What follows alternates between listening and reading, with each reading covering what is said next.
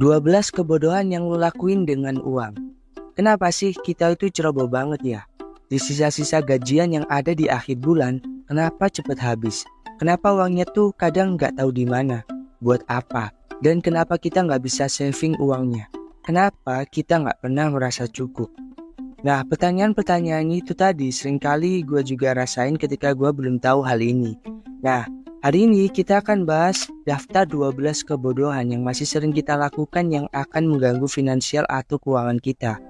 Kita harus sadar kemungkinan besar kita itu udah melakukan keputusan yang konyol dan bodoh sehingga kita ngerasa nggak pernah cukup, nggak bisa saving uang dan masih banyak yang lainnya. Tapi sebelum lanjut, subscribe channel ini kalau dirasa bermanfaat karena kita akan upload jam 7 malam di setiap harinya. Nah, apa aja sih 12 kebodohan yang masih sering kita lakuin tentang uang yang bikin keuangan kita selalu macet dan gitu-gitu aja? Yang pertama adalah pergi belanja tanpa tahu persis barang yang mau dibeli. Salah satu hal paling absurd yang sering gua temuin di diri gua sendiri adalah ini. Pernah ngerasain gak dimana waktu belanja yang awalnya mau beli satu barang di mall misalnya, tapi karena ngeliat ada barang lain yang keren, lu jadi beli barang itu juga. Jadinya kita jadi beli dua barang sekaligus, padahal niatnya cuma satu. Hayo, pernah gak lu?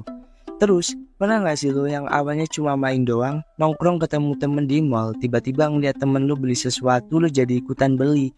Atau gak usah karena temen lu deh, lo tuh awalnya niatnya cuma nongkrong gitu ketemu temen, tapi karena di mall muter-muter atau di suatu tempat ngeliat sesuatu, lo tuh jadi beli juga. Akhirnya barang-barang yang gak diincar sebelumnya atau bahkan barang-barang yang gak expect akan lo beli, jadi lo beli. Aduh, pernah gak sih? Nah, itu adalah salah satu kebodohan yang sering gue lakuin dulu, dan mungkin lo juga pernah ngerasain. Jadi ketika lo masuk ke sebuah toko lalu bingung mau beli apa, artinya berarti kita tuh sebenarnya nggak butuh barang itu. Kita lagi ngikutin kemauan kita, bukan kebutuhan kita. Nah, supaya nih gak terjadi lagi hal-hal kayak gini, perlu banget kita lakuin yang namanya mencatat barang-barang yang pengen kita beli sebelum datang ke toko. Nah, tapi pastiin lagi bahwa barang-barang itu benar-benar dibutuhin dan urgent banget di hidup lo. Dengan kayak gini keuangan kita tuh jadi optimal dan lebih bisa terarah sesuai dengan kebutuhan.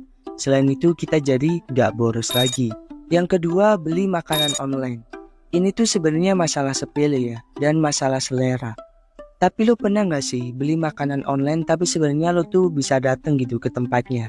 Ada waktu buat datang ke tempatnya, tapi lo malah memilih buat pesen online. But it's okay, tapi ada beberapa hal yang menurut gua jadi gak bijak gitu buat keuangan kita.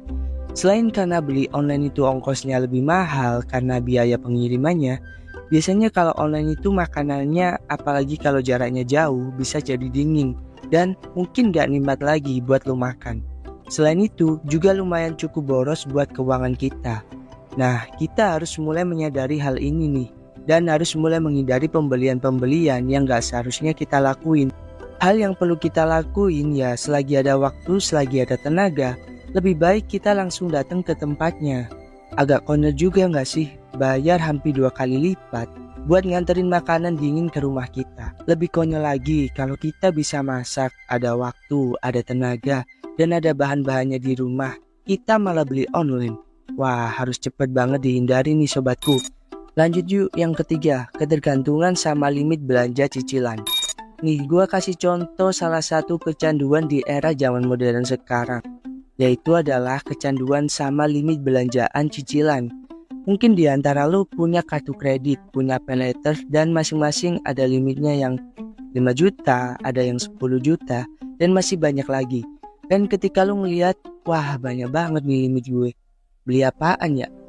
Nah, ini tuh bikin jadi punya psikologis, ya kayak ngerasa punya uang, padahal mah sebenarnya enggak gitu. Soalnya gue sendiri pernah ngerasain tanpa sadar ketika gue tiba-tiba pengen beli sesuatu.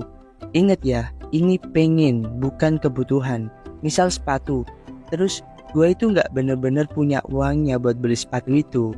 Gue tuh jadi mikir, masih ada paylater nih, beli kali ya. Nah, itulah kecanggihan zaman sekarang yang bikin orang tuh sebenarnya nggak punya duit, jadi bisa beli barang yang mereka pengen. Ingat ya, mereka pengen, bukan emang lagi butuhin barang itu. Nah, gue udah pernah terjebak di area ini, dan mungkin lu pernah juga ngerasain gitu. Jangan bilang di antara lu nggak pernah ya. Karena kalau kita lihat kata data Insight Center atau KIC soal perilaku keuangan generasi milenial dan Gen Z pada tahun 2021, ada sebesar 13,8% generasi milenial dan Gen Z yang pakai paylater. Sementara pengguna kartu kredit itu ada sekitar 7,6%. Dan dari data ini lo nggak akan bisa bilang nggak pernah. Berarti kebanyakan dari kita itu pernah mengalami ini. Karena kebanyakan dari kita sekarang itu udah mulai merambah ke dompet digital, uang digital, yang memungkinkan bahwa aplikasi penyedia penyimpanan uang digital tersebut juga nyediain paylater. Terus kita jadi ikutan daftar deh, terus punya limit dan terus belanja sesuka lu. Padahal ya sebenarnya nggak punya duitnya gitu. Apalagi kalau ngelihat barang promo. Waduh, asiknya langsung check out pakai paylater. Wah, ayo siapa yang masih suka kayak gini? Udah gak sih? Itu kan sebenarnya sama aja kita ngutang. Kan jadi bikin hidup kita ke depan gak tenang kan? Tapi emang sih ngomongin ini tuh gak bisa nyalain seenaknya. Beda. Karena pada dasarnya tiap orang punya latar belakang yang beda-beda. Tapi kalau boleh memilih ketika lo ada di level finansial yang aman dan pengen hemat, ya hal kayak gini harusnya bisa dihindari sih. Lanjut yuk, yang keempat, kecanduan update. Steve Jobs emang bikin orang suka banget beli barangnya, apalagi kalau nggak iPhone. Hal terabsurd tentang uang yang nggak habis pikir gua temuin adalah masalah kecanduan upgrade iPhone. Karena gua pernah nyaksin sendiri temen gua beli iPhone 12 waktu itu. Masih belum setahun, paling beberapa bulan gitu, dia udah upgrade ke iPhone 13. Dan yang mana itu tuh, aduh gimana ya ngomongnya. Padahal nih kalau dipikir-pikir ya, speknya nggak beda jauh, sama-sama kamera boba. Tapi kok bisa ada orang beli iPhone belum sampai setahun udah pengen upgrade? Emang dia tuh smartphone buat apa sih? Bingung juga sih gua kadang-kadang. Padahal nih kalau kita mau jeli, sebenarnya barang-barang ini tuh speknya nggak begitu meningkat secara spesifik. iPhone ketika ngeluarin kamera boba ada 3, itu tuh selanjutnya udah bingung tuh mau inovasi kayak gimana lagi. Makanya sampai iPhone 15 yang sekarang ya tetap kameranya ada 3.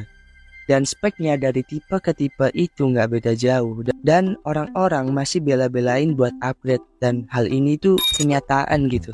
Yang kelima, kena jebakan sales. Sales itu juga manusia ya. Mereka juga kerja buat dirinya dan keluarganya. Dan kita harus menghargai itu. Tapi kerjanya emang ya nyari konsumen, nyari pembeli, nyari customer gitu. Dan gak jarang kita tuh terjebak karena ada beberapa oknum sales yang terus-terusan melobi kita buat membeli produknya. Dan itu gak apa-apa gitu, emang kerjanya mereka ya gitu. Tapi masalahnya kita tahu bahwa gak semua orang butuh barang atau layanan yang lagi dipasarkan oleh sales itu. Nah, kadang kita tuh seringkali nemuin beberapa oknum sales yang terkesan memaksa, mencari rasa iba, bilang bahwa produknya belum laku sama sekali, dan kita manusia juga wajar gitu buat ngerasa iba juga. Akhirnya beli produk atau layanan tersebut, tapi kita sebenarnya gak butuh. It's okay, bantuin orang itu ya gak apa-apa gitu. Agak kompleks sih buat gimana cara menghindari hal ini. Karena gen ada juga kok oknum sales yang cuma pura-pura barangnya belum laku, padahal ya udah laku gitu.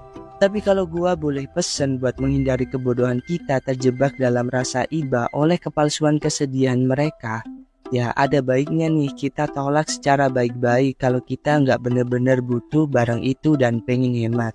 Kita tetap hargai mereka, kita jelasin kalau lagi bener-bener nggak butuh barang itu. Pokoknya mah ditolak secara halus aja gitu. Yang keenam, bayar lebih mahal karena kata-kata. Kata-kata tuh bisa jadi pisau banget kalau ada orang yang bisa gunain dengan tepat. Salah satunya adalah tim marketing suatu produk. Akan banyak yang kita lihat di berbagai produk yang bilang produknya fresh, produknya masih baru, atau produknya kualitasnya bagus. Who knows?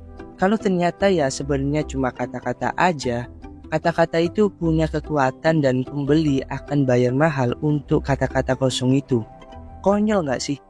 Menurut gua sih lebih baik sebelum kita benar-benar tahu produknya secara detail, bukan cuma karena kata-kata dia bagus, dia fresh, dan lain sebagainya, ada baiknya kita memutuskan beli barang itu berdasarkan pengamatan dan kebutuhan kita secara pribadi, bukan karena kemakan kata-kata orang lain.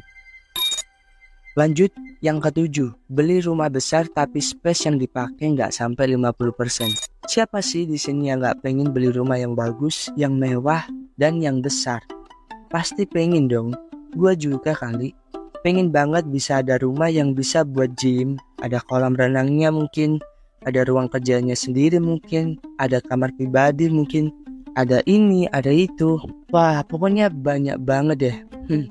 Emang terkesan gak tahu diri banget nih. Tapi semoga aja kita ke depan punya rumah impian masing-masing. Tapi sebelum itu kita belajar nih bareng-bareng. Seperti yang udah gue sebutin tadi tentang pengen ruangan ini, pengen ruangan itu. Masa bisa sih kita memakai ruangan itu semua dalam satu waktu? Enggak kan? Masa bisa kita nge-gym di ruangan gym, sambil kerja di ruangan kerja, sambil renang di kolam renang? Gak bisa tahu. Nah, ada baiknya nih buat lo yang pengen beli rumah di masa depan, bener-bener merencanakan tata letak ruangan sesuai dengan kebutuhan lo dan keluarga lo. Jangan sampai ada sisa-sisa ruangan yang gak kepake dan malah ngerugiin diri lo karena udah beli rumah yang cukup besar itu. Bodoh banget kalau kita ngabisin duit buat bikin ruangan yang sebenarnya gak sepenuhnya akan terpakai gitu. Yang kedelapan, mengeluarkan uang demi menghindari keribetan. Siapa nih yang suka beli kopi di luar? Suka nongkrong hampir tiap hari, beli kopi mahal-mahal, 30.000 per kopi, tapi nggak sadar bikin boncos dompet kita. Kenapa sih nggak bikin sendiri bang? 30.000 itu kalau kita bikin sendiri bisa bikin bergelas-gelas, bahkan sampai asam lambung lo tuh naik. Emang sih sebagian ada yang bilang niatnya di sana tuh nongkrong, bukan beli kopi. Nah, kalau nongkrong dan gak tiap hari juga, itu gak apa-apa sih. Tapi ada kok orang yang emang males aja buat bikin kopi. Dan orang tersebut rela mengeluarkan uangnya buat beli jasa orang bikinin dia kopi. Dan uangnya juga cukup gede gitu. Pekerjaan sederhana kayak bikin kopi atau bawa bekal ke kantor itu gak mahal. Jadi mahal banget kalau lu bayar orang lain buat ngelakuinnya. Emang sih semua orang berhak ngatur keuangannya masing-masing buat beli apa aja. Tapi konyol banget ketika ngeliat orang yang mengeluarkan uang demi menghindari keribetan sederhana yang sebenarnya masih bisa dilakuin sendiri. Yang kesembilan, menambah stres dan menambah pengeluaran. Banyak orang yang gak sadar bahwa semakin besar kita memiliki sesuatu yang bervalue, maka tanggung jawabnya juga semakin besar. Kita kasih contoh rumah deh. Ada banyak orang yang beli rumah besar, mewah, punya halaman luas, tapi nggak sadar juga bahwa itu semua tanggung jawabnya juga besar. Misal, kita jadi bayar listrik lebih mahal, bersihin halaman yang luas itu juga capek. Apalagi kalau cuma tinggal sendiri atau keluarga kecil aja. Terus, jadinya kita nyuruh orang buat bersihin rumah kita. Jadi kita ngeluarin uang lagi deh buat hal itu. Nah, bagi orang-orang yang gak siap sebenarnya akan kaget ngelihat ini dan bikin stres juga pada akhirnya. Tapi bagi orang-orang yang udah paham ya, mereka akan menyiapkan itu semua dan memperhitungkan dengan matang-matang. Makanya kayaknya lebih baik sebelum kita membeli sesuatu, kita juga harus lebih tahu nih biaya-biaya ke depan untuk merawat sesuatu yang kita punya ini. Pastikan kita siap, biar kita juga gak kaget ngelihat pengeluarannya, entah jadi stres, malah bikin gak sehat.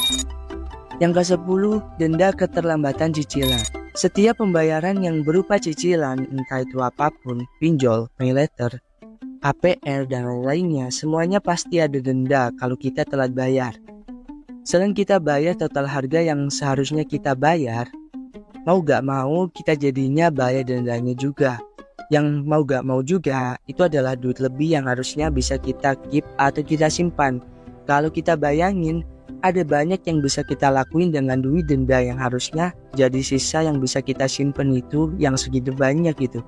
Nah, hal kayak gini tuh harus banget kita hindari.